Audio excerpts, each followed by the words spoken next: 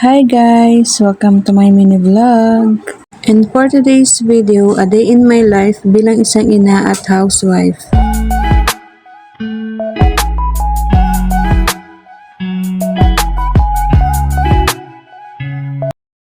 At dahil nga a day in my life serye tayo ngayon, kaya naman umpisahan natin ang ating araw sa pag-aasikaso ng ating mga estudyante.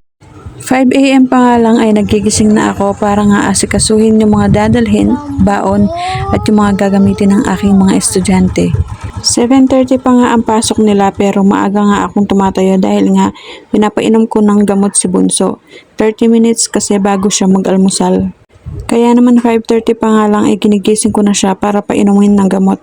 At eksaktong 6 o'clock nga ng umaga, gigisingin ko na nga siya ulit para mag-almusal sila ni Kuya. Inaabot nga sila ng 30 minutes sa pag-aalmusal dahil nga sobrang bagal nga kumain ni Bunso. At mabalik nga tayo dito, ayan nasa school na nga kami at nahihatid ko na nga sila sa kanilang room. Uuwi nga muna kami ni Mr. dahil mamaya pa nga 10:30 ang labas ni Bunso.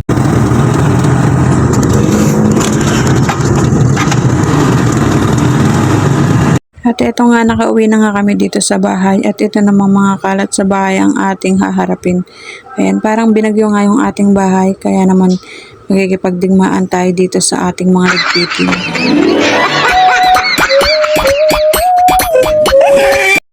Pag uwi ko nga ng bahay, ang unang-una kong ginagawa ay ang pagsasaing. Para nga habang nagliligpit nga ako ng mga kalat ay naluluto na nga yung aking kanin.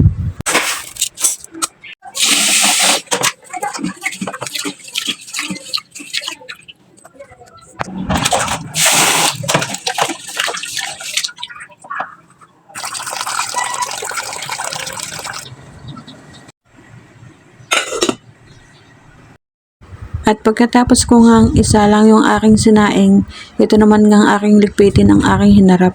Mabilis ang pagliligpit nga lang yung aking gagawin dahil baka hindi ko nga mapansin yung oras at magsusundo pa nga tayo maya-maya.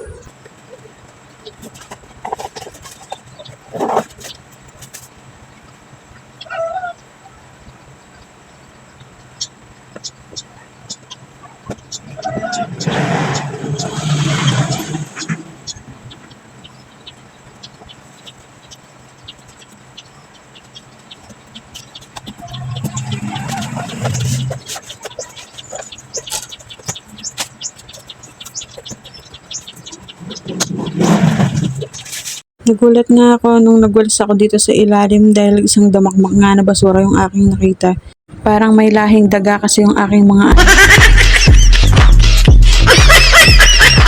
yung ang hilig nilang magkupit-kupit ng mga papel at isasaksak sa mga ila-ilalim ng mga cabinet.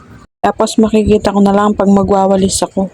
Kaya minsan itinatago ko na lang yung mga gunting at mga papel nila para wala na nga silang gupitin. Siyempre tayong mga nanay ayaw na ayaw nating makalat sa bahay. Kaya mayat maya ang ating paglilinis. Pero mayat maya rin ang pagkakalat ng ating mga anak. Kaya minsan hindi nating maiwasan, bigla na lang tayong magiging jabon. At ayan, sa wakas nakatapos na nga ako magligpit ng mga kalat dito sa aming munting bahay.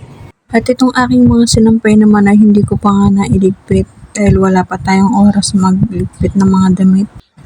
At ayan naman nga si Mr. bumalik nga sa pagtulog kahit nga naglilinis ako, hindi ko na nga inistorbo.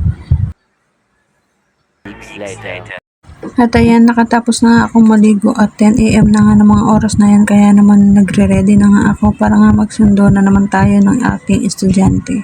Nakakapagod nga rin yung araw-araw na ginagawa natin ang paghatid sundo sa ating mga estudyante dahil nga ang pangit ng schedule nila. Dahil hindi nga sila sabay ng paglabas sa umaga at si Kuya naman may afternoon class pa nga pero 1 oras lang.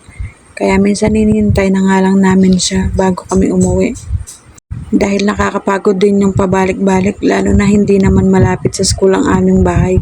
Medyo may kalayuan din. At ayan, mabalik na naman nga tayo dito sa ating ginagawa. Nasundo ko na nga si Bunso kaninang 10:30 at hinintay na nga namin si Kuya dahil 11:30 nga yung kanyang labas. At ayan, nakarating na nga kami sa bahay at pinapakain ko na nga muna sila ni Bunso dahil papasok na naman nga si Kuya mamayang 1 PM para sa kanyang afternoon class. Minsan nga ay sa sobrang pagod namin, iniisip ko na nga lang nakuhanan sila ng magsiservice sa kanila. At naaawa na rin kasi ako kay Mister. Halos wala nga siyang tulog dahil yung kanyang trabaho ay panggabi at sa umaga naman ay pabalik-balik nga kami sa paghatid sundo sa aming mga estudyante. Kaso nga lang ay hindi pa nga namin afford. 2,000 years later. 12:30 na nga ng mga oras na yan kaya naman tinawag ko nga si kuya para bihisan at ihahatid na naman nga namin siya sa school para sa kanyang afternoon class. Isang oras nga lang yung kanyang afternoon class dahil 2 p.m. nga ang kanyang labas.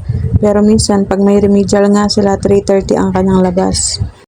Minsan nga ay naiisip ko ilipat ko na nga lang sila dun sa school kung saan ako nag-aral.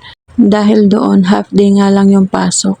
Kaso nga lang ay sobrang layo na nga nun sa amin. Good job po. Ngunit kita ako. Favorite kong kahit. Brown ice cream. Bye-bye.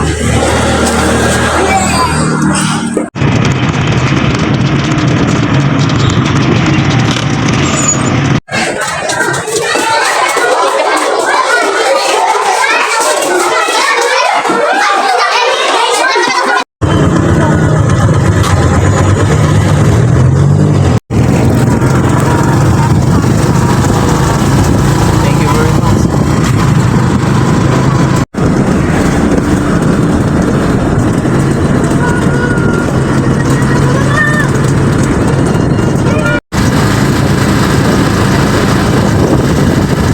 At ayan, sa wakas ay nakauwi na nga tayo ng bahay.